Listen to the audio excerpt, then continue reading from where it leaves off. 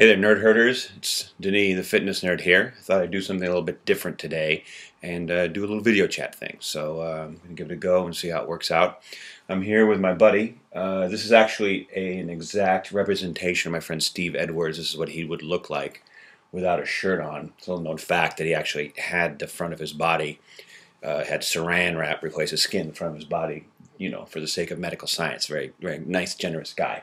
Anyway, I thought I'd run you through what happens when you eat food with using Steve as an example. So we're going to start up here. That's the mouth and the teeth, and this is where you chew stuff up. Saliva is actually really important because it's the first place where you're going to start getting enzymes that do some work on the food. Enzymes are little proteins that break down. Well, they do a lot of things in the body, but for our purposes, the digestive ones break down the nutrients so that you can absorb them. And that's where they start. The amylase, which is a carbohydrate enzyme, starts up here when you chew up the food. And then after you do that, and it's kind of all nice and chewed, it goes down the esophagus. It got muscles push it down. This is the epiglottis, which is one of my favorite things, this little flap that makes sure that you don't, your food doesn't go into your lungs. Yeah, it's epiglottis. It's a good word. I'm probably saying it wrong. It's still a good word.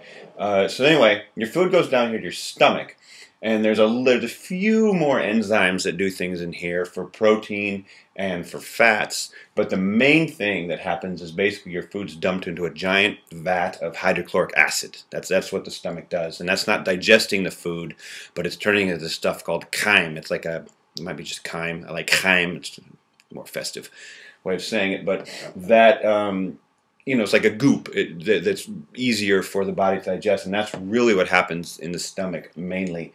And as I said, it's super acidic. It's like burn your skin, acid, kind of acid, hydrochloric acid.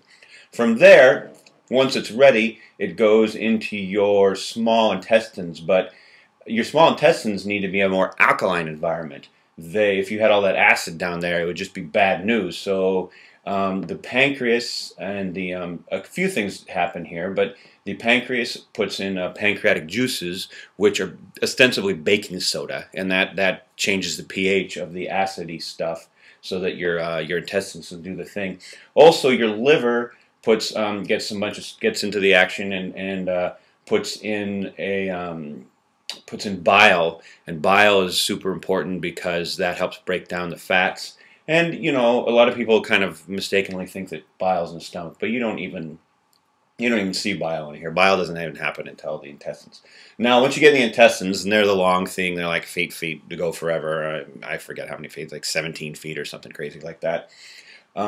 This goop that the food is turned into works along around here, and at various points, different enzymes break things down and absorb them through the wall. There's these little fingers, these little villi fingers that exist all along the wall here, and they break stuff. It's really super complicated, the small intestines. We can talk about it another time. There are also, in here in the large intestines, this is where all the little bugs live, like millions and millions of little bugs, and that's why you take probiotics, and they're good because they help the bugs, and the bugs help break down things too, which is kind of nice.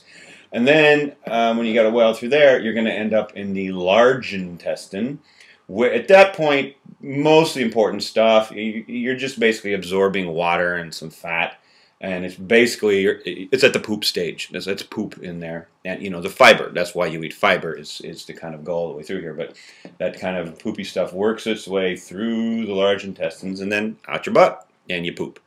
And that's where, you know, toxins and all that kind of stuff come out. And also, by the way, I didn't mention that, but up here, when your liver's an important filter, and a lot of the toxins that it's filtering out, it will introduce into your digestive system via the bile, and that'll mix in with the poop. So that's also how you get rid of a lot of toxins in your body. The digestive tract is a super important detoxifier. Okay, so that's it, and I hope that helps. If you like this, let me know. I'll keep doing it. If not, I can just go back to writing stuff. If you have questions, I'll answer them. And I hope you guys have a great day. I hope you don't do too much of this over the holiday season. A little moderation, you know, but at the same time, have yourself a cup of eggnog and have a great holiday season. Thanks.